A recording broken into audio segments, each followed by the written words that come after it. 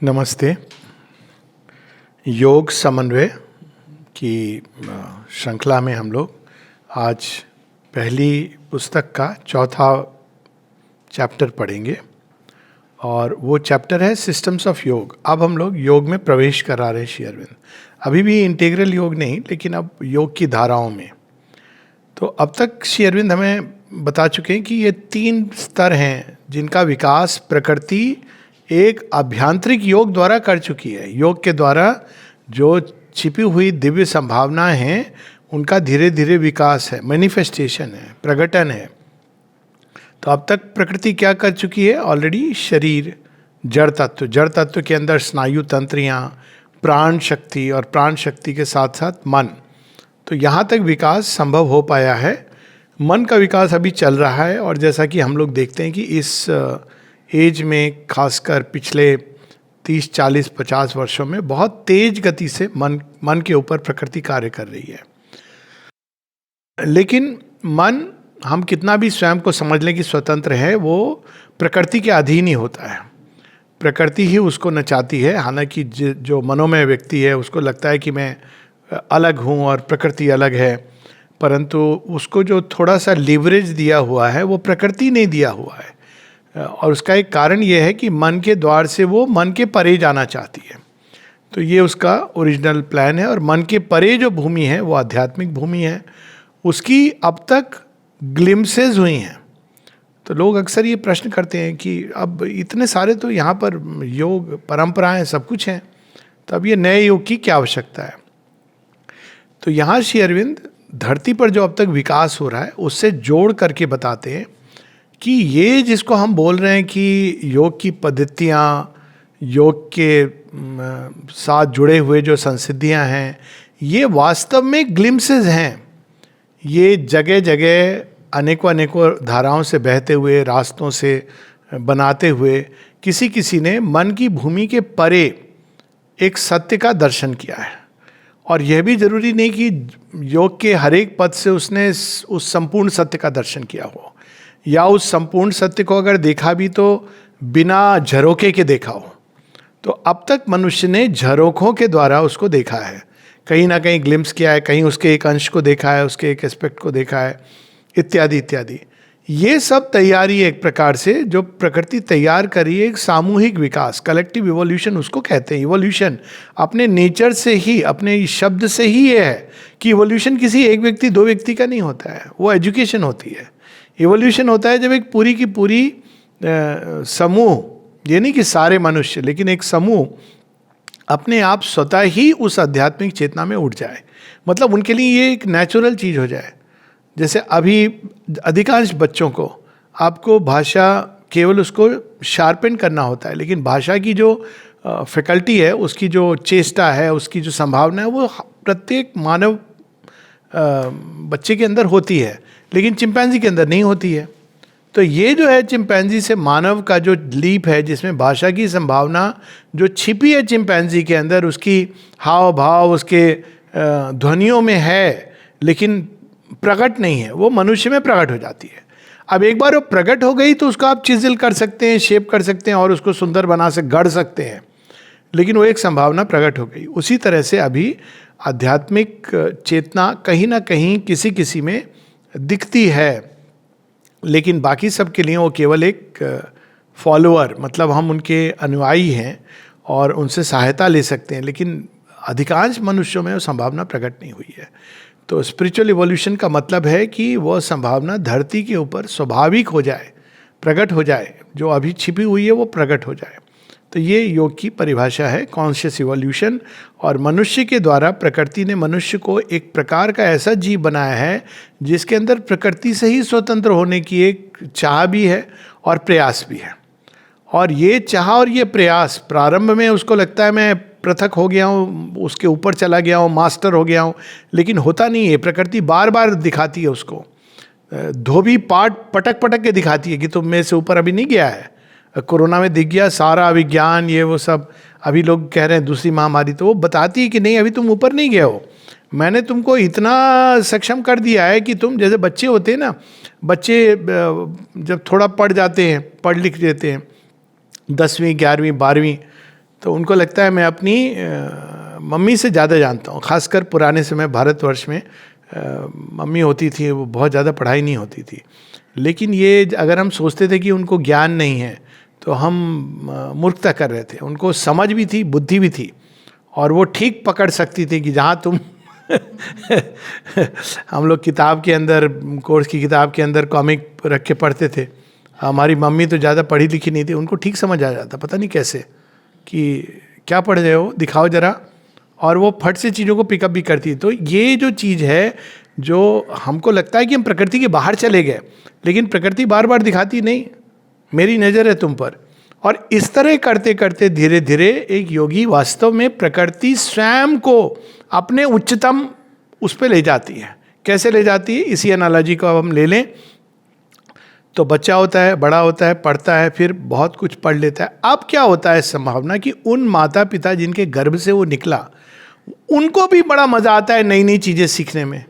वही मोबाइल जो उनको नहीं पता था, बच्चे से सीखते हैं और फटाफट सीखने लगते हैं।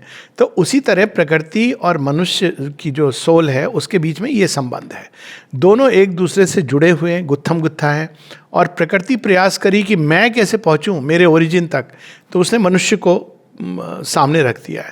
मनुष्य भी प्रकृति का पुतला है, लेकिन उसमें उसने एक ऐसी विधा डाल दी है, एक ऐसी ललक डाल दी है, एक ऐसी प्यास डाल दी है कि वो तो जाएगा जाएगा, प्रकृति को भी वो ले जाएगा अपनी चरम सीमा पर।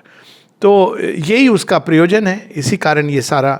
लेकिन केवल सोल और प्रकृति, नेचर और सोल, यानी आत्मा और प्रकृति, पुरुष और प्रकृति, जैसे भी हम कहें, ये शब्दों के बड़े अलग अलग अर्थ हैं, इसलिए शब्दों के जाल में हम, लेकिन एक आत्म तत्व है हम सबके अंदर, जो भगवान का एक विशुद्ध तत्व है, let's put it like that. और एक प्रकृति है, प्रकृति के अंदर गति है बहुत सारी, नाना प्रकार की। अगर हम लोग सांख्य की वो लें तो प्रकृति तो कई तत्वों के संयोजन से कार्य करती है, वो इस संसार की रचना करती है, नाम रूप। और इस नाम रूप के अंदर एक इंटेलिजेंस के रूप में, एक सचेतन बिंदु के रूप में आत्मा विद्यमान है। उसी के प्रकाश से वो प्रकाशित होती है। वो अपना प्रकाश वहाँ से विड्रॉ कर ले तो वो जान जाता है कि मैं कौन हूँ। ये एक सांख्य की अंडरस्टैंडिंग है। अभी हम उसके विस्तार में नहीं जा रहे हैं कि ये सही है गलत है, कितनी दूर तक जाती है, लेकिन मूल रूप से ये जानना जरूरी है फॉर प्रैक्टिकल पर्पसेस। अंततः इन दोनों का भेद समाप्त हो जाता है, लेकिन प्रैक्टिकली कि हमारे अंदर एक शुद्ध तत्व है जो दिव्य तत्व है और दिव्यता से जुड़ा है, और वो दिव्यता को पुकारता है, दिव्यता को चाहता है। उसको फॉर्मूला मिल्क नहीं पसंद है, आप उसको कितना भी दे दें वो हटा लेगा वहाँ से मुँह। उसको तो केवल अपनी माँ का दूध पसंद है। तो वो जो तत्व है हमारे अंदर, जो भगवान को पहचान लेता है, जिसके अंदर कोई भूल नहीं हो सकती और भगवान को ही चाहता है, वो है आत्म तत्व। तो ये आत्म तत्व जरूरी है योग के लिए, क्योंकि योग क्या है, उसके साथ मिलन जिससे हम बिछुड़ गए हैं। और बिछुड़े क्यों हैं? प्रकृति ने ऐसा कि अरे तुम चलो, क्या मम्मी पापा मैं ले जाऊंगी ना, खिलौने मैं दिलवाऊंगी। तो धीरे धीरे करके हम इस, जैसे पुरानी फिल्में आती थी, मेले में जाके बच्चा बिछुड़ जाता था और शुरू में उसको बड़ा मज़ा आ रहा है क्योंकि उसको कोई हाथ रोकने वाला नहीं है, और फिर धीरे धीरे धीरे उसको पता चलता है कि हाथ रोकने वाला नहीं है लेकिन खिलाने वाला भी नहीं है। मैं एक फिल्म स्टोरी बता रहा हूँ। तो फिर वो क्या करता है, खोजने लगता है। अब वो जब खोजने लगता है तो उसको ये नहीं पता है कि उससे कहीं अधिक तीव्रता से वो जिससे वो बिछड़ा है वो ढूंढ रहे हैं। आप किसी भी मम्मी पापा से पूछ लो, बच्चा तो बिछड़ गया, वो तो ढूंढ रहा है, लेकिन मम्मी पापा तो बड़े व्यग्र हो गए ढूंढ रहे हैं कि कहाँ गया। तो उसी तरह से ये सोल प्रकृति के, अब इसको एक, ये सब उपमाएं हैं एक समझ के लिए। प्रकृति ने एक ऐसा जाल जिसमें प्रवेश करके, एक समझिए कि वो भूल भुलैया है, अब उसको समझ नहीं आ रहा है कि मैं कहाँ आ गया, कैसे जाऊँ कहाँ। तो एक समय होता है जब उसको, पहले तो मज़ा आता है भूल भुलैया में क्योंकि वहाँ टी स्टॉल है, भोजन है, एंटरटेनमेंट है। थोड़े समय बाद वो कहता है बहुत हो गया, मुझे तो घर का खाना खाना है। तो अब उसको समस्या शुरू होती है, ढूंढता है तो रियलाइज करता है कि वो बिछड़ गया है। तो सोल जो पृथक हुई है, ऐसी प्रतीति हुई है, प्रतीति किसने कराई? भूल भुलैया ने। वास्तव में क्या पृथक हुई? कभी नहीं हुई। और इसका प्रमाण क्या है? इसको लगता है कि ये भूल गया है, माता पिता कभी भूल नहीं सकते, उनको याद ही रहेगा कि अरे मेरा बच्चा कहाँ चला गया। बच्चा एंजॉय कर रहा है, लेकिन माता पिता को कहीं ना कहीं वो स्मरण है। तो वो अलग है। मैं आज के माता पिता की बात नहीं कर रहा हूँ, लेकिन एक जो कई बार बच्चे जिनके लिए केवल एक जा तू भूल भुलैया में वहाँ से बस हमको भेजता रहे मनी ट्रांसफ़र में, उसकी बात नहीं कर रहा हूँ। पर माता पिता तो चाहिए कि उनको खुशी होनी चाहिए कि मेरा बच्चा अपने अच्छे लक्ष्य को प्राप्त करे, पर एक एक एक एक फिल्म कथानक के रूप में। तो एक्चुअली पृथक कभी नहीं होता है, वो जब भी मिलेगा। पुरानी पिक्चरों में तो कई बार बच्चा बड़ा हो जाता था, और बड़ा होके जब मिलता था माँ कैसे पहचानती थी, उसके हार्ट के पास कोई ताबीज बंधा होता था, और देखती थी, कहती अरे राम तो अरे मम्मी। तो ये वैसे ही हमारे हार्ट के अंदर समझे एक ताबीज है, एक जीपीएस है, तो कहीं ना कहीं ढूंढता रहता है। तो ये जो खेल है, जब वो उसको ज्ञान होता है कि मैं तो बिछड़ गया हूँ, जैसे कार्तिकेय की कहानी ना, कृतिकाएं, जो कृतिका नक्षत्र होता है तो 6-7 माताएं पालन कर रही हैं, लेकिन एक टाइम आता है जब उसके माता पिता कहते हैं नहीं तेरा मिशन कुछ और है, अब हम तुम्हें लेने आए हैं। तो पहले वो तो भागता है, छिपता है, कहता है नहीं नहीं मुझे कहीं नहीं जाना है, ये मेरी माताएं बहुत अच्छी हैं, लेकिन अंततः जाता है। तो वैसे ही हमारी सोल जो है वो प्रकृति में आके ऐसी प्रतीति होती है कि वो बिछुड़ गई है। लेकिन भगवान के लिए हम कभी भी वो विस्मृत नहीं करते हैं हमको। हम कितने भी महाअंधकार में हैं वो हमको ढूंढ ही रहे हैं, और ढूंढ रहे हैं तो कहे भगवान के लिए क्या मुश्किल है, वो तो पाले। हाँ, लेकिन वो ये जो अनुभव है, जो जाल बना है, इसका यहीं पर प्रयोजन आता है। ये सब यहाँ नहीं बता रहे हैं, वो बाद में आएगा, वो एक्चुअली दिव्य जीवन में, कि इसके द्वार से जब हम गुजरते हैं तभी हम एक प्रकार से युवा अवस्था में प्रवेश करते हैं। जब हम सीमिंगली अलग होके सब कुछ कर रहे हैं, तो जो वो ध्यान रख रहे हैं भगवान हमारा, उनको पता है। और यदि हम कितनी भी एक्सट्रीम अवस्था में भी क्यों ना हो, यदि हम सच्चे दिल से पुकारें तो वो आते हैं, महाअंधकार में भी आते हैं। लेकिन वो प्रकृति ऐसी प्रतीति करा देती है कि नहीं कोई भगवान नहीं है, कोई नहीं है, तो हमको मृत्यु के द्वार से भी गुजरना पड़ता है, पर हम महाकष्ट के द्वार से भी गुजरना पड़ता है। तो ये खेल चलता रहता है लंबे समय तक। तो अब इसमें 3 बिंदु हैं जो योग में हैं। एक है सोल, इंडिविजुअल सोल, जो खोजेगी, सीख करेगी, और दूसरा भगवान, जिनके दृष्टि से आप पृथक नहीं हुए, लेकिन अब वो खेल में आप जब सीख करोगे, जैसी आपकी खोज है, जैसी आपकी प्यास है, उस तरह से वो ले आएंगे। और तीसरा है प्रकृति, जिसके मार्ग से पथ बनता है। तो ये तीनों बिंदुओं का मिलन, तीनों को शेरविंद कहते हैं कंसेंटिंग पार्टीज। आपकी सोल ढूंढ रही है, प्रकृति कहती है अभी तैयार नहीं है, तो भगवान के तेज से जल जाएगा। तो प्रकृति क्या करती है, अपना अंधकार बढ़ा देती है। आपको लगता है ये क्या हो रहा है, मैं तो भगवान को खोज रहा हूँ। तो प्रकृति कहती है जब तेरी आंखें ना इस अंधकार में भी देखने को हो जाएंगी अभ्यस्त, तब तू उस प्रकाश का दर्शन कर पाएगा। There is a line in Savitri, he who can see in the night shall be able to see the light. तो ये अब साधारण दृष्टि तो अजीब लगता है, ये तो मैं तो खोज रहा था, ये क्या हो गया। तो ये तीनों कंसेंटिंग पार्टी, फिर एक समय आता है जब प्रकृति कहती है okay I consent, I will help you, तो वही धीरे धीरे हमको इधर उधर से ले जाती है। तो ये योग की प्रोसेस है। अब भगवान से एक होना ये योग है, लेकिन पहले क्या होता है, हम कांटेक्ट में आते हैं। कांटेक्ट में कैसे आते हैं, कहीं हम सुनते हैं किसी ने कुछ मेंशन किया, कहीं अचानक कोई फोटो दिख जाती है, हम कहते हैं किसकी फ़ोटो है, तो व्यक्ति कहता है फला फला इनकी। अच्छा कौन है ये, तो कहेगा हमारे गुरु जी हैं या भगवान जी हैं। अच्छा कोई बात नहीं। या कोई समस्या होती है तब हम प्रे करते हैं। तो पहले हम कांटेक्ट में आते हैं। अब ये भी कांटेक्ट वो विस्तार में बाद में बताएंगे, लेकिन कांटेक्ट, फिर कांटेक्ट में आते हैं, फिर हम उनको देखते हैं। देखिए इंद्रियों के मार्ग से, तो सुनने से कहीं अधिक पावरफुल होता है देखना। तो अब भगवान को तो हम देख नहीं सकते, तो उनके रिप्रेजेंटेटिव गुरु, तो अचानक जब हमको देखते हैं तो हमको अपना याद आ जाता है, अरे इनसे ही तो मैं बिछड़ा था। कितने लोग हैं जो यहाँ आश्रम आते हैं, उनको लगता है कि अरे ये मेरा घर है। तो अचानक ये, अब इसका कोई लॉजिक नहीं है, वो गुरु का जो दर्शन है चित्र के माध्यम से या डायरेक्ट कांटेक्ट, तो उसके बाद ये हृदय के अंदर एक ज्ञान प्रकट होता है कि हाँ यही है। तो फिर अब तीसरी यात्रा शुरू होती है, इंद्रियों के माध्यम से आए, उसके बाद मन जो अंतःकरण है वो मनन करने लगता है कौन है ये, क्या बता रहे हैं, किताबें पढ़ते हैं, मन मनन करता है, फिर हृदय कहता है हाँ यही तो है, ढूंढने योग्य। ऐसे धीरे धीरे धीरे हम खींचते चले जाते हैं और जुड़ जाते हैं। अब यहाँ से शुरू होती है ये बात कि इतने सारे योग के पथ क्यों। तो उसका कारण ये है कि हमारी सोल अपने विकास की यात्रा में वो अलग अलग स्टेशन पे खड़ी है। तो हम लोगों ने जो 3 सीढ़ियों की बात की, तो इसको हम ऐसे लें कि ये सीढ़ियाँ एक सीढ़ी है, सीढ़ी के बीच में चारों तरफ खाली है, लेकिन उसमें पायदान है। तो बीच में चारों तरफ सच्चिदानंद ब्रह्म है, भगवान है। भगवान ने उस सीढ़ी को पकड़ा है, अदृश्य में नहीं घूम रही है, लेकिन हमें नहीं पता है, हम देख नहीं पाते हैं, तो हमको लगता है ये बस अपने आप सीढ़ी खड़ी है। तो जिस चरण पे हम विकास के खड़े हैं वहां से हम द्वार खोल सकते हैं। ये भी नेचर ने बनाया हुआ है सिस्टम। तो हठ योगी क्या करता है, वो देह चिन्ह में होता है, तो देह रियल है, तो वो देह के माध्यम से भगवान को ढूंढता है। बेसिक प्रोसेस सेम होगी।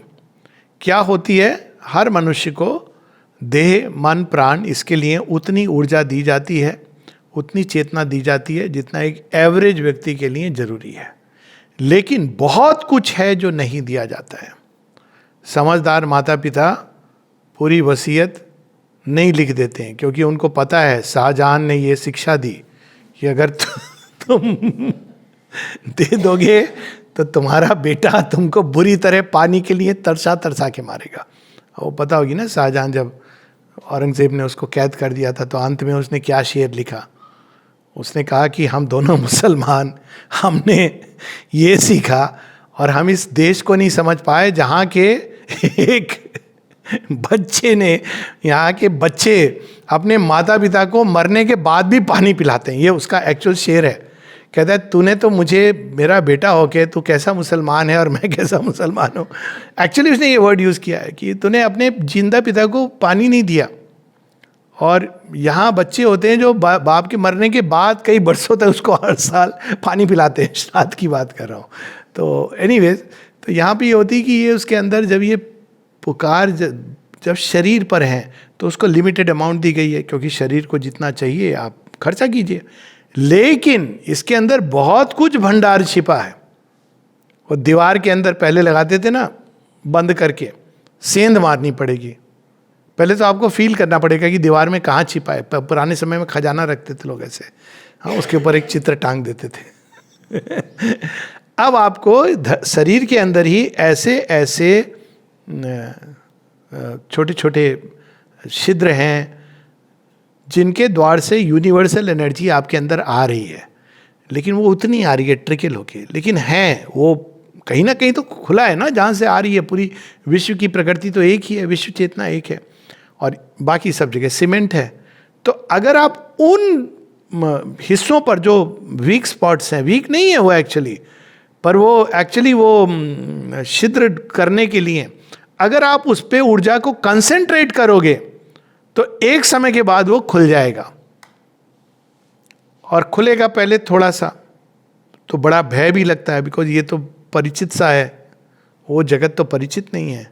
लेकिन फिर धीरे धीरे खोलते खोलते आदान प्रदान शुरू हो जाता है। तो शरीर में क्या, हठ योग में क्या होता है, शरीर को माध्यम बनाया जाता है। शरीर में जहाँ जहाँ जितनी ऊर्जा है, आप देखेंगे इलेबोरेट आसन, वहाँ से कंसंट्रेट करके उस हिस्से पर आप कंसंट्रेट करते हैं, वहाँ की ऊर्जा, दूसरे हिस्से पर वहाँ की ऊर्जा करके आप अल्टीमेटली इतनी ऊर्जा शरीर के अंदर इकट्ठी होने लगती है।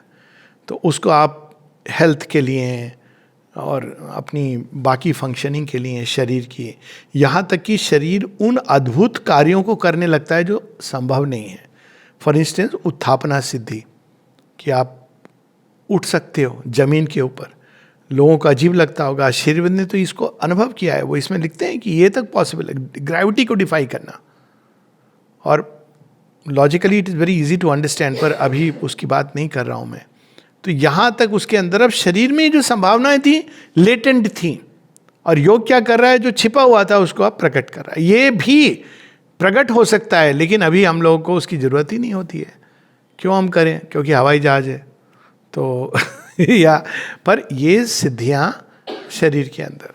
लेकिन ये जो प्रोसेसेस हठ योग की वो नहीं है जो आज होती हैं, बड़ी इलेबोरेट थी। 7-7, 8-8 घंटे, 12-12 घंटे लोग करते हैं। ऐसे नहीं है कि आपने 4 आसन किए, हेल्थ बेनिफिट के लिए ठीक है। तो इतनी इलेबोरेट प्रोसेस के बाद आपको कुछ सिद्धियां मिल जाती हैं, पर अहंकार आपका वही का वही है, कई बार बढ़ भी सकता है भयानक रूप से। तो श्री अरविंद कहते हैं कि आपको इतनी इलेबोरेट चीज के बाद गेन बहुत कम मिलता है, असल चीज तो मिलती नहीं, भगवान के साथ एक होना। तो ये हो गया हठ योग। और प्राणायाम के द्वारा वो अपनी ऊर्जा को, प्राणायाम के द्वारा आप और यूनिवर्सल एनर्जी को ड्रॉ करते हैं। तो एनर्जी तो आपके अंदर बहुत आ गई, और उसको अगर आप संयमित नहीं करेंगे तो परेशान भी कर सकती है। तो दूसरा होता है राजयोग। राजयोग में क्या होता है, वो शरीर नहीं, मन का भी, पूरी जो माइंड है उसको डिसिप्लिन करते हैं। कैसे डिसिप्लिन करते हैं, जितनी भी नेगेटिव इंपल्सेस हैं उसको आप पॉजिटिव से सब्स्टिट्यूट करते हैं। घृणा हो रही है मन के अंदर तो आप प्रेम, जेलसी हो रही है तो उदारता, मुझे पता नहीं क्या ऑपोजिट्स हैं इनके, पर आई एम जस्ट सेइंग। भय हो रहा है तो फेथ, तो आप इसको सब्स्टिट्यूट। क्रोध आ रहा है तो क्षमा। तो बड़ी कॉन्शियस प्रोसेस है कि अगर आपको किसी के प्रति क्रोध आ रहा है ना, तो आप अपने मन को राजयोग में कहते हैं नहीं मुझे क्षमा। तो वहीं आप देखेंगे यम नियम निकलते हैं, अहिंसा, किसी के प्रति आपको द्वेष नहीं, घृणा नहीं, सारे अस्ते, किसी का कुछ आप दिख रहा है उठाओगे नहीं आप। तो ये सारी चोरी, सब संयम, इसके द्वारा जब माइंड कंट्रोल में हो जाता है, जैसे हठ योग में बॉडी कंट्रोल होता है, राजयोग में माइंड कंट्रोल अब आपके ऊपर है। तो कई जो राजयोगी यहीं पर रुक जाते हैं, पर जो ओरिजिनल राजयोग है, जैसे कई हठ योगी बॉडीली हेल्थ के साथ रुक जाते हैं। ओरिजिनल राजयोग में क्या करते थे, जब माइंड ने आपको कंट्रोल कर लिया, अपनी वृत्तियों को, चित्त वृत्तियों को, अब वो ऊर्जा तो है, तो अब वो उस ऊर्जा को और प्राणायाम के द्वारा कुंडलिनी को भी जागृत करके, जो छिपी हुई शक्ति है, ऊर्जा है हमारे जड़ तत्व में, क्योंकि अब माइंड इतना पावरफुल हो जाता है कि उसकी विल के आधार पर आप इसको खींच सकते हो, और खींच के अल्टीमेटली उस सारी ऊर्जा को आप विड्रॉ करने लगते हो और सुप्रीम के साथ में ज्वाइन होने लगते हो। मतलब उस सारी ऊर्जा को लेकर के आप सुप्रीम सेल्फ में एब्जॉर्ब हो रहे हो। जब ये एब्जॉर्प्शन बढ़ता जाता है तो उसी को समाधि कहते हैं, कि ये जो चेतना इस दायरे में है उसको निकाल के आपने एक उच्चतम चेतना के साथ उसमें एब्जॉर्ब हो गए। तो कई बार राजयोग में इसको अंत माना गया है, समाधि। लेकिन ये भी संभव है कि एक राजयोगी समाधि का स्वाद चख के जीवन में आए, जब चाहे वो समाधि में प्रवेश करे, लेकिन विड्रॉ नहीं करे, उसमें जो ज्ञान प्राप्त होता है उस ज्ञान को जीवन में अप्लाई कर सके, क्योंकि वो तो एक अलग प्रकार का ज्ञान है। वो ज्ञान वननेस पर आधारित है, हमारा ज्ञान तो डिवीजन पर आधारित है। तो ये भी संभव है, दोनों संभावनाएं इसके अंदर है। फिर एक है त्रिमार्ग। त्रिमार्ग क्या है, जो श्रीमद् भगवत गीता में है। उनको सेपरेट भी लोग करते हैं, ज्ञान योग, भक्ति योग, कर्म योग, और उनको भगवत गीता में तो सब तीनों को एक साथ मिला के त्रिवेणी बनाई जाती है। तो अब इसकी क्या प्रोसेस होती है, अब देखिए प्रकृति के ही अंदर कुछ चीज़ें हैं। शरीर प्रकृति ने बनाया है, इसके अंदर ऊर्जाएं प्रकृति ने बनाई है, प्राण का संचार प्रकृति ने बनाया है, ब्रीदिंग एपरेटस प्रकृति ने बनाया है। लेकिन इसी को आप रेगुलेट करके, इसी में से आप एक मेथड निकाल के परे चले जाते हो। माइंड, उसके सारे ऑपरेटस ये प्रकृति ने बनाए, लेकिन आप उसको मास्टर करके विल के द्वारा आप इसको खींच के ले जा सकते हो। तो उसी तरह से त्रिमार्ग में भी हम देखते हैं। ज्ञान योग में क्या होता है, जो थिंकिंग माइंड है, जिसके अंदर विचार आते रहते हैं ना बहुत सारे, तो विचार, विवेक, इसके द्वारा अब क्या करते हैं, हम उसको कॉन्शियसली डायरेक्ट करते हैं। नॉर्मली तो ये अपने आप आते रहते हैं, पता नहीं क्यों आते रहते हैं।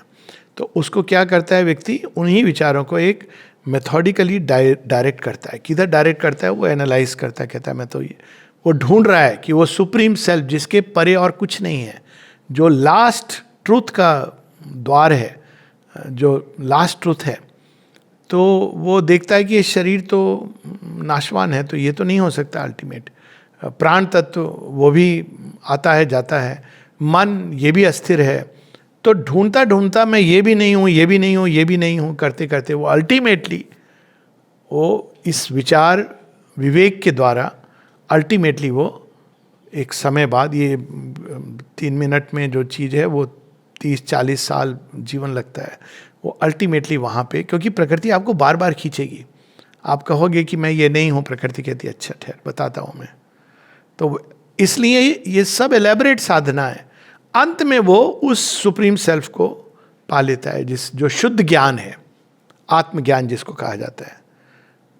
भक्ति योग वो भावनात्मक हृदय के साथ जाता है, उसको ज्ञान नहीं खोज रहा है, वो उस चिर प्रेमी को ढूंढ रहा है। तो वो क्या करेगा, जितने संबंध संसार में जुड़े हुए हैं, जो रियल भक्त होता है वो ये नहीं कहता है ये मेरे माता हैं, ये मेरे पिता हैं, ये मेरे बच्चे हैं, ये मेरे बंधु, बाय द वे ये मेरे इष्ट देवता हैं, मेरे गुरु हैं। ये भक्ति का मार्ग नहीं है। भक्त तो कहता है न तातो न माता न बंधुर न भ्राता गतिस्त्वम गतिस्त्वम गतिस्त्वा भवानी। वो कहता है, या उसको यूनिवर्सलाइज कर देगा, त्वमेव माता च पिता त्वमेव त्वमेव बंधु च सखा त्वमेव त्वमेव सर्वम त्वमेव विद्या द्रविणं त्वमेव त्वमेव सर्वम मम देव देवा। तो भक्ति में जितने भी संबंध हैं, यहाँ तक कि वैर भाव भी, कहता है वैर भी मैं किससे करूं, तो भगवान से वैर। तो वो भक्त के जीवन में आप देखें, जो जनरल भक्ति, क्यों नहीं किया मेरे साथ, मुझे क्यों ढकेल दिया, ये भक्त करता है हर तरह की। भगवान भी मजे लेते हैं, कहते हैं ठीक है तो मतलब मेरे से कनेक्ट तो हो रहा है ना, तो जैसे भी ये रिकमेंडेड नहीं है, लेकिन ये उच्चतम भक्ति नहीं है। लेकिन वो भक्त हर तरह से भगवान के साथ रिलेट करता है। तो इसका भी एक सीमित रूप है, जैसे हमने ज्ञान योग में देखा, एक सीमित रूप है जहाँ हम उस ज्ञान को पा लेते हैं, लेकिन इसका एक इंटीग्रल रूप है या यूनिवर्सल रूप है, जिसमें हम उस ज्ञान को जीवन में सब जगह अप्लाई करते हैं। तो उसी प्रकार से भक्त के भी ये 2 कैटेगरी के हैं, एक जो बस मेरे भगवान और बस वही सब कुछ, और दूसरा रूप है जब सबके अंदर जितने भी मानवीय संबंध हैं उनमें हम भगवान को देखते हैं। तो अब देखिए वो उसका व्यापक रूप हो गया। और उसी प्रकार से कर्मयोग में हम संकल्प शक्ति, इच्छा शक्ति इसको देखते हैं। तो और कोई इच्छा ना रख के संकल्प केवल भगवान की सेवा, भगवान का कर्म। तो करते करते करते करते वो इतना पोटेंट हो जाता है कि वो धीरे धीरे भगवान की ऊर्जा से संपर्क में आता है और भगवान की ऊर्जा उसको चलाने लगती है। अब वो जू का बंदर नहीं बन के भगवान का बंदर अब बन जाता है, और फिर भगवान नचाते हैं। फिर धीरे धीरे वो अपने कर्म को भगवान की सेवा करके बाद में भगवान उसको पूरी तरह अधिकृत कर लेते हैं। तो इसका भी एक सीमित रूप है, भगवान ने मुझे ये काम दिया है मैं कर रहा हूँ। दूसरा रूप है मैं जो भी काम कर रहा हूँ, जितनी भी गति, जितनी भी ऊर्जाएं, सबके अंदर भगवान है। देखिए 2 अलग अलग थोड़ा सूक्ष्म डिफरेंस है। एक है कि मैं यहाँ पे ऐसे काम कर रहा हूँ, ये भगवान ने मुझे काम दिया है, ये भगवान का काम है। बाकी समय भोजन, मिलना लोगों से, ये सब में कौन है? तो जो जो सेवा का, जो कर्मियों का जो व्यापक रूप है, वो कहता है इसमें भी मैं, इनमें भी भगवान को ही देखूंगा। तो ये 2 लेवल्स हैं सबके, एक सीमित और एक विशाल। तो ये सारे योग की पद्धतियाँ हो गई हैं, और सब जिस रास्ते से जाएंगे भगवान वैसे मिलेंगे। हठ योगी के लिए भगवान मिलेंगे बड़े हठीले, रौबदार, मतलब हठ योगी के जो भगवान होते हैं असुरों को बहुत प्रिय है, क्योंकि वो देह चिन्ह में होते हैं। तो भगवान भी उनको ऐसे मिलते हैं जो बैठे एकदम, उठाए तो सारा पर्वत उठा लें, they meet that god of might. और अगर ज़्यादातर हठ योगी नहीं जाते हैं तो राजयोगी भगवान पूर्ण संयम, निष्काम, एक इम्पर्सनल माइंड की एक अवस्था में प्रवेश कर जाता है। और ज्ञान योगी को भगवान मिलते हैं वो as the supreme knowledge, as the ultimate wisdom. भक्त को वो डिवाइन लवर के रूप में मिलते हैं। कर्म योगी को वो मास्टर ऑफ वर्क्स, ये पूरी सृष्टि में वही एक काम कर रहे हैं। तो जैसी अप्रोच होगी उस तरह का भगवान के साथ हमारा एक होगा। लेकिन ये सब ग्लिम्सेस हैं। हर हठ योगी भगवान को नहीं प्राप्त करता है, इक्का दुक्का, वो भी रेयरेस्ट ऑफ रेयर। हर राजयोगी भगवान को नहीं प्राप्त करता है, बहुत प्रयास कर, और कोई प्रयास वेस्ट नहीं जाता है। हो सकता है एक लाइफ में आपने प्रयास किया, कोई बात नहीं है, दूसरी लाइफ, तीसरी लाइफ, लेकिन वो प्रिपेयर करता है स्वयं को भी और अपने प्रयास से एक जनरल संभावना को, क्यों? क्योंकि जब लोग देखते हैं 1 2 नहीं 10 और भी लोग जा रहे हैं, चलो हम भी चलते हैं।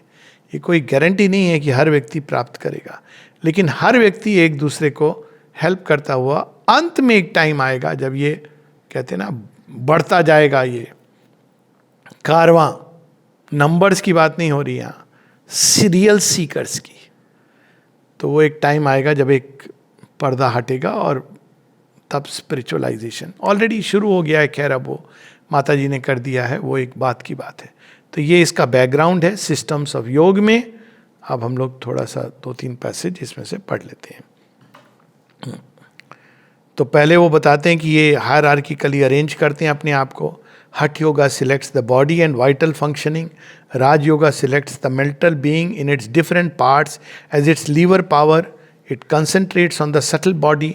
The triple path of works of love and of knowledge uses some part of the mental being, will, heart or intellect as a starting point and seeks by its conversion to arrive at the liberating truth. तो अब क्या है, हमें ये सब दिया गया, ये रॉ मटेरियल हमें दिए गए हैं योग के लिए. लोग अक्सर कहते हैं कि योग समय नहीं मिलता है. समय नहीं, आपको रॉ मटेरियल दे दिया गया है.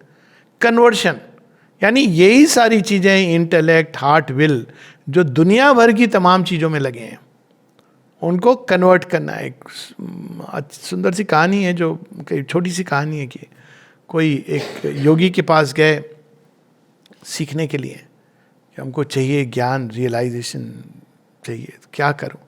तो वो खेती कर रहे थे, तो उन्होंने कहा तो वेट करते रहे 6 घंटे 7 घंटे अपने काम में मगन रहे. फिर बोले हाँ क्या चाहिए तुझे.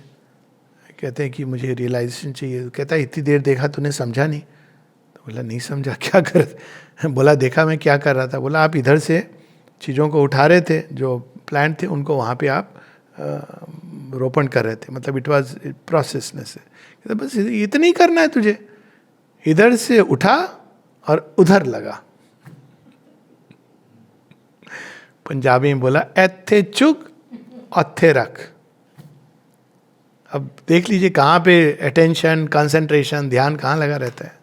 जहाँ जहाँ फंसा हुआ है पैसे अपने, ये तो पूंजी है. किसको दे रखी है पूंजी. हार्ट को दे दिया है कहाँ कहाँ, बुद्धि से ना जाने कौन कौन कहाँ कहाँ, विल को भी कहीं कहीं इन चेष्टाओं में. तो जितनी चेष्टाओं में इधर उधर दिया है, वहाँ से निकाल के इसको इधर लगा. बस यही करना है. तो करते करते वो पोटेंशिएट होने लगता है.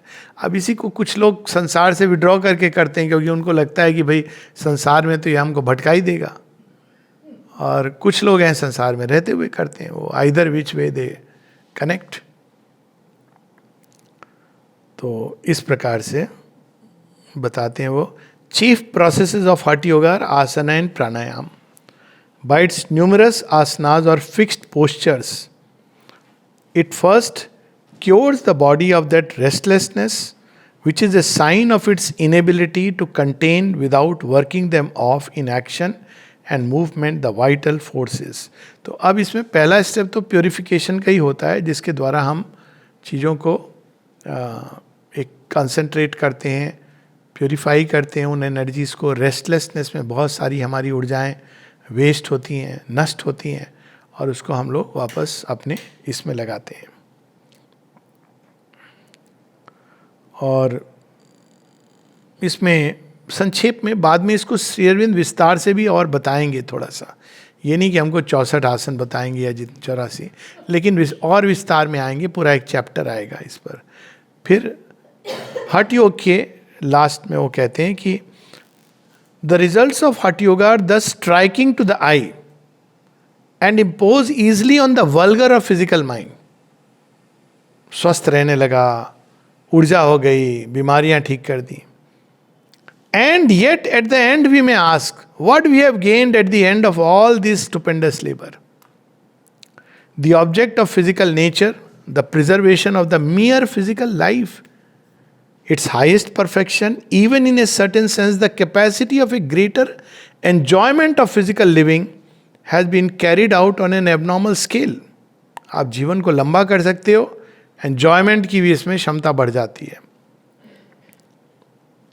But the weakness of Hatha Yoga is that its laborious and difficult processes make so great a demand on the time and energy and impose so complete a severance from the ordinary life of men that the utilization of its results for the life of the world becomes either impracticable or is extraordinarily restricted.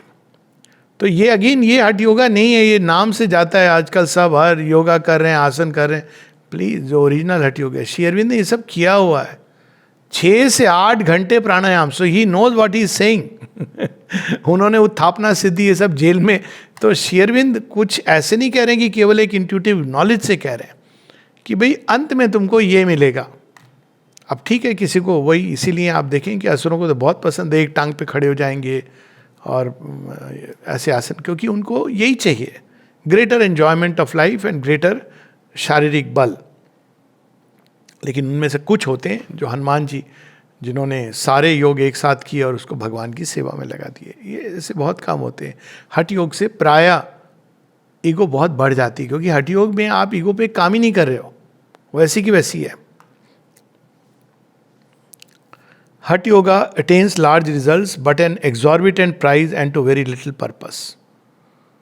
और ये कह देते हैं कि prolonged youth, health, longevity are of small avail if they must be held by us as misers of ourselves, apart from the common life for their own sake, not utilized, not thrown into the common sum of the world's activities.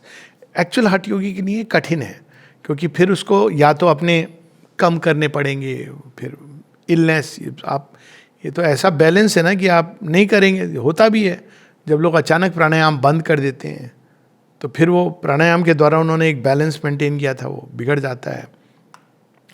फिर वो राजयोग के बारे में बताते हैं. राजयोग में भी यही है कि पहले आप रेस्टलेस माइंड को, यहाँ रेस्टलेस शरीर को आप शांत करते हैं, यहाँ रेस्टलेस माइंड को आप ट्रैंक्विलाइज करते हैं. रेस्टलेसनेस क्यों होती है? यही सारी चीज़ों के साथ लोअर नेचर की इन गतियाँ, जिनके नाम हैं मोह, मद, मत्सर, काम, क्रोध, लोभ. तो आप इनको आप दूसरी, इसके अपोजिट लोभ, संतोष. तो आप देखिए अपने आप आपके अंदर लोभ क्या करता है? रेस्टलेस करता है आपको, ये चाहिए, ये चाहिए. संतोष हो गया तो कहता है ठीक है, जितना है उसमें मैं संतुष्ट हूँ. अब ईर्ष्या क्या करती है? आपको जला रही है अंदर से. आप उदार हो गए, चल कोई बात नहीं, मेरा नहीं किसी और का. तो आपके अंदर से शांति हो गई, हृदय के भाव. और मोह के चलते अटैचमेंट, आप परेशान हो रहे हो, एंग्शियस हो रहे हो, चिंतित हो रहे हो. जब मोह की जगह आप प्रेम, तो आप वो सब कुछ करोगे जो कर रहे हो, लेकिन आप उसको लेके व्यग्र नहीं हो रहे हो. तो ये ट्रैंक्विलाइज करती है माइंड को. हठ योगिन शरीर को आसनों के द्वारा, प्रीलिमिनरी एक्सरसाइज के द्वारा, वो रेस्टलेसनेस, क्योंकि रेस्टलेसनेस में तो एनर्जी नष्ट हो रही है. तो राजयोगी मन के ऊपर कंट्रोल के द्वारा, संयम के द्वारा. और फिर इसके बारे में श्री अरविंद बताते हैं कि समाधि इत्यादि की बात करते हैं.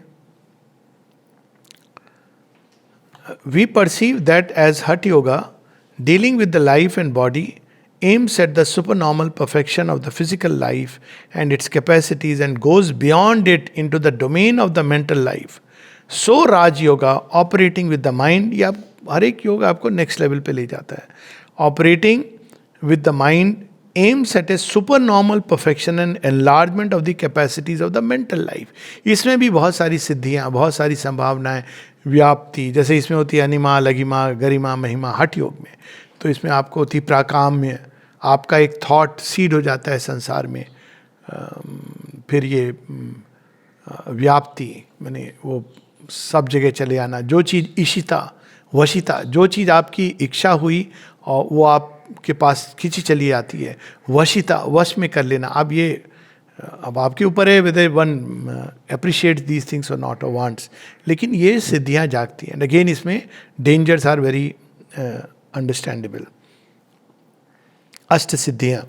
सो इसमें क्या होता है कि abnormal perfection and enlargement of the capacities of the mental life. Memory, मेधा, ऐसी स्मृति राजयोगी इसको आ सकती है कि वो आपको किताब बस बैक से फ्रंट पेज पढ़ देंगे कहीं पर भी. अब ये जिन्होंने पहले योग किया उनके अंदर ये स्वाभाविक रूप से होती है. श्री अरविंद के अंदर, स्वामी विवेकानंद, ऐसे लोग हैं जिनके अंदर ये चीज़, उन्होंने राजयोग किया हो या ना किया हो, अब दोनों ने वैसे किया था तो ये कैपेसिटी डेवलप हो जाती है स्मृति की। तो इस तरह की कई ऐसी कैपेसिटीज हैं जो डेवलप होती है। But the weakness of the system lies in its excessive reliance on abnormal states of trance. समाधि जिसको हम बहुत इंपॉर्टेंस देते हैं, महत्व देते हैं, this limitation leads first to a certain aloofness from the physical life which is our foundation and the sphere into which we have to bring our mental and spiritual gains. तो अब राजयोगी की tendency, अब उसको तो मजा आ रहा है समाधिस्थ अवस्था में, तो ज़्यादा से ज़्यादा विड्रॉ करके समाधि में रहना। तो अब क्या हो रहा है, आप गेन तो कर रहे हो स्पिरिट में, लेकिन उसको शरीर और ये कलेक्टिव लाइफ में आप अप्लाई नहीं कर पा रहे हो, या कर भी रहे हो तो एक लिमिटेड एप्लीकेशन हो रहा है। Especially is the spiritual life in this system too much associated with the state of samadhi. Our object is to make the spiritual life and its experiences fully active and fully utilizable in the waking state. But in Raj Yoga, it tends to withdraw into a subliminal plane at the back of a normal experience. तो आप देखेंगे कि generally जो राज योग का follow करते हैं किसे, धीरे धीरे धीरे वो संसार के प्रति एक उनके अंदर एक विरक्ति शुरू हो जाती है और उनको और किसी चीज़ में मज़ा नहीं आता। अंडरस्टैंडेबल है, लेकिन फिर आप संसार में जो कुछ है, फिर वो ये होता है ना दो टुकड़ों में, ये तो माया इल्यूजन है और ये भगवान है, यहीं से ये चीज़ शुरू होती है, बिकॉज कंट्रास्ट इतना अधिक है। तो वो संसार के लिए it is not the ideal thing. संसार में जो स्पिरिचुअल इवोल्यूशन, जो आध्यात्मिक सामूहिक विकास की जो बात कर रहे हैं श्री अरविंद, उसके लिए ये सफिशिएंट नहीं है। अगेन किसी को कोई मनाही नहीं है, लेकिन श्री अरविंद सबकी संभावनाएं और लिमिटेशन बता रहे हैं। The triple path of devotion, knowledge and work attempts the province with raja yoga leaves unoccupied. Raja yoga तो सटल बॉडी, कुंडलिनी शक्ति और मन के चित्त जिसमें वृत्तियां उठती हैं। अब कौन सा पार्ट रह गया? आपका विल, आपकी इंटेलेक्ट, आपकी भावनाएं, ये तो सबको वो तरंगे हैं, उस पर कंट्रोल कर लो। लेकिन ये जो ट्रिपल पाथ है ये इनसे प्रारंभ करता है, तो इसकी स्टार्टिंग पॉइंट स्टिल डीपर है। अब देखिए ये इवॉल्व करता जा रहा है। राज योगा इज हायर देन दी हठ योगास, एंड द ट्रिपल पाथ जो श्री कृष्ण गीता में बताते हैं स्टिल हायर। उसकी फ्लाइट कहाँ से हो रही है? मन की इस अंतःकरण के अंदर आत्म तत्व उसके अंदर छिपा हुआ है, प्रकृति के साथ खेल रहा है, तो वहाँ से वो लेना शुरू करता है। और इसलिए वो आसान भी होता है, क्योंकि इसमें वो सब आपको एलेबरेट प्राणायाम, कुंडलिनी का जागरण, इतनी एक्सरसाइजेज नहीं करनी होती हैं। आप थॉट से प्रारंभ कीजिए, आप अपनी भावनाओं से प्रारंभ कीजिए, संकल्प और इच्छा शक्ति से प्रारंभ कीजिए, उसको टर्न दे दीजिए, भगवान की ओर मोड़ दीजिए। Relatively much simpler.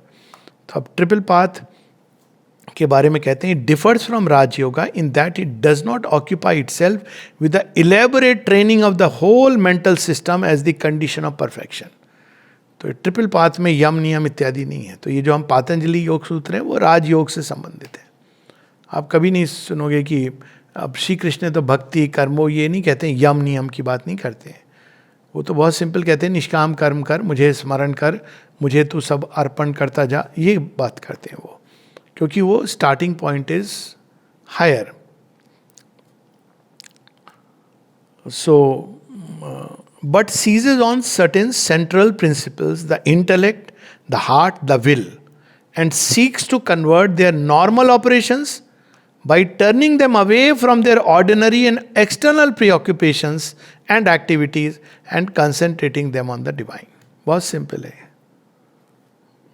अब इसमें क्या है, आप जीवन में जी रहे हो, सभी एक्टिविटीज को आप टर्न कर सकते हो टुवर्ड द डिवाइन। आपको अलग से बैठ के ये करनी है प्रोसेस, ये आवश्यक नहीं है। और फिर कहते हैं कि पर इसमें भी एक डिफेक्ट रह जाता है। वो क्या है?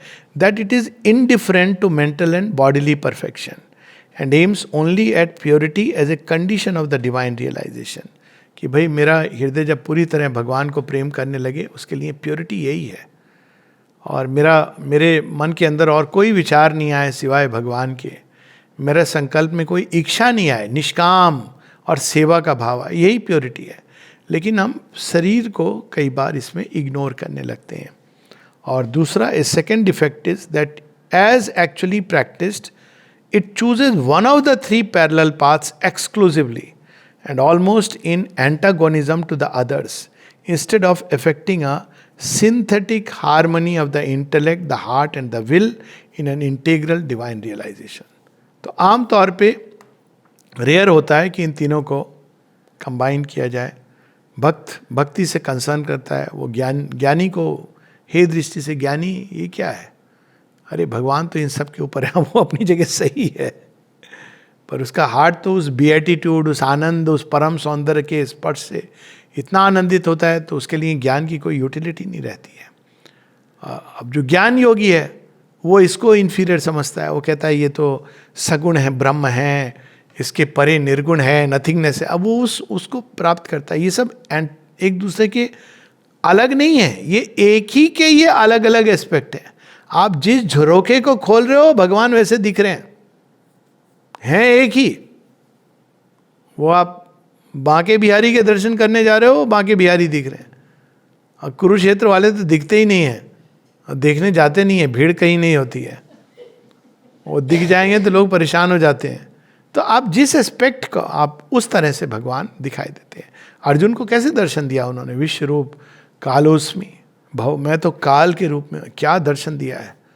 और दूसरे को वो बस बांके बिहारी, छोटे से बच्चे, प्यारे से क्यूट से बेबी जिनको आप सब करते हो. अब डिपेंड करता है, आप तो जिस तरह से जाएंगे वैसे वैसे दर्शन होंगे. तो इस प्रकार से तीनों पथ अपने अपने ढंग से अलग होने लगते हैं. But here too the exclusive result is not inevitable, कि हम एक ही ज्ञान योग या भक्ति योग या कर्म योग, ये डिवीजन ऑलवेज आर्टिफिशियल है, क्योंकि हम तो हमारे अंदर सब होता है ना मनुष्य के अंदर. अब ज्ञान योगी क्या करता है, आपने जो शुद्ध ज्ञान योगी हृदय के सब भावों को सप्रेस करेगा, क्योंकि भावनाएं आएंगी तो प्रॉब्लम क्रिएट करेंगे. तो नॉट दिस कहता निकल जाएगा. जब तक कोई उसका, अगर बच्चा हुआ तो बच्चा बाहाँ पकड़ के खींचेगा नहीं. यही तो सारी कहानी है. जब बुद्ध आते हैं तो उनका बेटा कहता है मुझे आप इनिशिएट कर दो. बुद्ध कहते हैं ठीक है. तब यशोधरा पूछती हैं कैसे कर दिया आपने, क्यों. तो कहते हैं आपने तो कहा है कि बिना पिता की आज्ञा के आप किसी बच्चे को अपने संग में नहीं लेते हैं. तो बुद्ध तो समझ जाते हैं, कहते हैं मैंने तो पिता के रूप में, I took it that I am his father. पर तो ये रहता है अंदर में, लेकिन आप उसको सप्रेस करते हो, क्योंकि आप आता भी है भाव, तो आप उसके परे नहीं, द्वंद्वों के परे ये भी नहीं है. जो भी चीज़ आपको तरंगित कर रही है भक्ति के लिए, फिर वही बात है कि वो अरे हमको क्या समझना, भगवान कैसे कार्य करते हैं, क्यों करते हैं, लीला है उनकी. हम तो मगन हैं, मस्त हैं, हमको मिल गई हमारे हिस्से की डिवाइन वाइन, अब संसार से हमको क्या लेना. अब भक्त की ये समस्या होती है. अब वो एक समरी डिस्कशन दे देगा, रेमेडी दे देगा, भगवान की ओर मुड़ जाओ. और अगर कोई पीड़ित है तो कहेगा तुमने भगवान को याद नहीं किया, इसलिए तुम्हारी ये समस्या है. वो कहेगा याद किया नहीं, ठीक से नहीं किया, मन लगा के करो, पूरा हृदय उनके ऊपर ढाल दो. अब वो भक्त इस तरह से करेगा तो वो संसार की समस्या के रूट को नहीं समझ पा रहा है, क्योंकि वो ज्ञान में इंटरेस्टेड नहीं है. वो कहेगा जो भी है जैसे भी है कृष्ण की लीला है. उस तरह जो सिद्ध कर्म योगी वो कहता है मुझे ध्यान वगैरह, भगवान को जानना, इससे मुझे क्या लेना देना. मुझे भगवान ने 6 घंटे 8 घंटे का काम दिया है, मैं ये करूँगा बस. अच्छी बात है, उसमें भी आप देखिए भगवान के एज मास्टर ऑफ वर्क्स. लेकिन ज्ञान अगर आप एक्सक्लूसिवली परस्यू कर रहे हो, आपके अंदर ज्ञान की एस्पिरेशन नहीं है, ये भी संभव है कि भक्ति ना जागे. हालांकि सेवा और भक्ति बहुत इंटीमेटली कनेक्टेड है, पर ये संभव है क्योंकि आप सेवा ही आपका पथ है. तो ये एक्सक्लूसिविटी जरूरी नहीं है. यहाँ श्री अरविंद ये बता रहे हैं, the yoga itself provides a first corrective by not confining the play of divine love to the relation between the supreme soul and the individual, but extending it to a common feeling and mutual worship between the devotees themselves united in the same realization of the supreme love and bliss. इसीलिए तो आश्रम में आके लगता है कि भाई ये हमारा परिवार मिल गया. ये होता है क्योंकि अब ये एक्सटेंड हो गया. घर में जाके लगता है कहाँ आ गए हम. घर मतलब एक आम तौर पे कोई लकी होते हैं कि परिवार में भी है कहीं ओपनिंग, पर ये होता है। और उसके आगे भी होता है जब हम यूनिवर्सलाइज हो जाते हैं।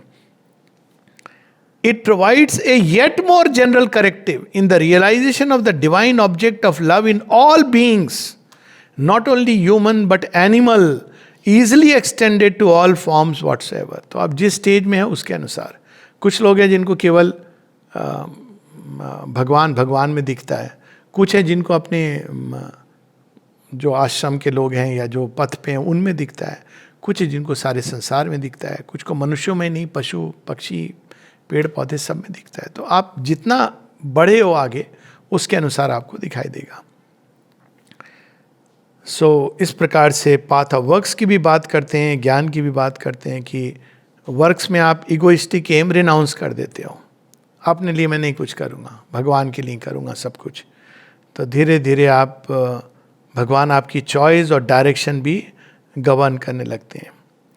तो the end of the path, अब यहाँ भी कहते हैं exclusive result is not inevitable. Exclusive result क्या है? Liberation from phenomenal existence and departure into the supreme. क्योंकि जब आप अपने लिए कुछ कर नहीं रहे हो, आपका स्वार्थ नहीं जुड़ा है, तो अंत में क्या होगा? आप संसार में हो या नहीं हो, इट डजंट मैटर। कठपुतली की धागा वहां है, खींचा तो खींच लिया, हिप्पी बुर्रे, नचाए तो नाच लिए। मतलब आप इसमें लगे नहीं, लिप्त नहीं हो। आप बाहर से देख के नहीं समझ आ रहा है, लेकिन आप लिप्त नहीं हो, ये है। लेकिन इसका एक दूसरा भी एक एस्पेक्ट है। वहां श्री अरविंद कहते हैं the end of the path may equally be a perception of the divine in all energies, in all happenings, in all activities, and a free and unegoistic participation of the soul in the cosmic action. यही चीज श्री कृष्ण की समझ नहीं आती है कि ये सब एंजॉय कैसे कर रहे हैं। तो जो भक्ति कर्म ज्ञान ये जब विशालता में प्रवेश करता है तो कहाँ भगवान नहीं है? हर चीज में। मैंने बताई भी एक कहानी कि मॉल में कोई गया, मैंने कहा आप बैठ के कृष्ण को यहाँ ढूंढो, लेकिन ये नहीं कि अब ये पता होना चाहिए आप कहाँ हो। ये एक miss application is also dangerous. तो लेकिन ये अल्टीमेटली इट कैन बी, और प्रारंभ भी एक बड़ा वाइड हो सकता है कि हर चीज के अंदर मैं भगवान को ढूंढूंगा, हर एक्टिविटी के अंदर। So followed it will lead to the elevation of all human will and activity to the divine level. वो सावित्री में यही तो है सबसे बड़ा ज्ञान, जब वो सावित्री कहती हैं heaven's love, heaven's touch rejects not our mortal state. मतलब हेवन वो कैंसिल नहीं करती है, वो हमको अपलिफ्ट करती, नोबल करती है। तो ये जो चीज है कि nothing is lost of the human bliss, कि हमने भगवान मिल गए हैं, लेकिन इसका मतलब ये नहीं कि हमारी अर्थली जो ब्लिस है वो खत्म हो गई है। हम दोनों एक दूसरे के लिए पति पत्नी हैं। अब देखिए पुराने समय में आप देखिए तो ऐसा ही है कि हम दोनों अभी भी पति पत्नी। ये नहीं कि ये तो हम ड्यूटी है, कर्तव्य है, भैया एक जन्म, इसके बाद तो वो अलग बात है कि एक जन्म झेलना कठिन होता है, वो दूसरी बात है। लेकिन भगवान एस्केप रूट नहीं होते, वो कहते हैं अच्छा है, इसमें भी आनंद है। तो यही आप देखते हैं कि सावित्री में अंत में यही ज्ञान दिया जाता है कि we still need each other to the last. Heaven's love fulfils but cancels not our earth's. तो मानव प्रेम में जो कमियां हैं उसको दूर करता है। तो ये भी इसके अंदर, और अंत में it's spiritualisation and the justification of the cosmic labor towards freedom, power and perfection in the human being. तो अब ये तीनों चीज़ें एक हो जाती हैं, और it is in this triple path that we come most readily to the absolute knowledge, love and service of the one in all beings and in the entire cosmic manifestation. तो जो ये त्रिमार्ग पे चल रहा है, फिर वो एक ऐसी अवस्था होती है, वो जैसे भी रहता है, जो भी करता है, श्रीमद् भगवद गीता यही बताती है कि वो जो भी कर रहा है, जैसे भी वो जीवन जी रहा है, मैं ही उसके द्वारा सर्वभोक्तारम एंजॉय भी कर रहा हूँ और मैं ही पार्टिसिपेट कर रहा हूँ। ये हो गया बैकग्राउंड अलग अलग योगों का संक्षेप में। नमस्ते।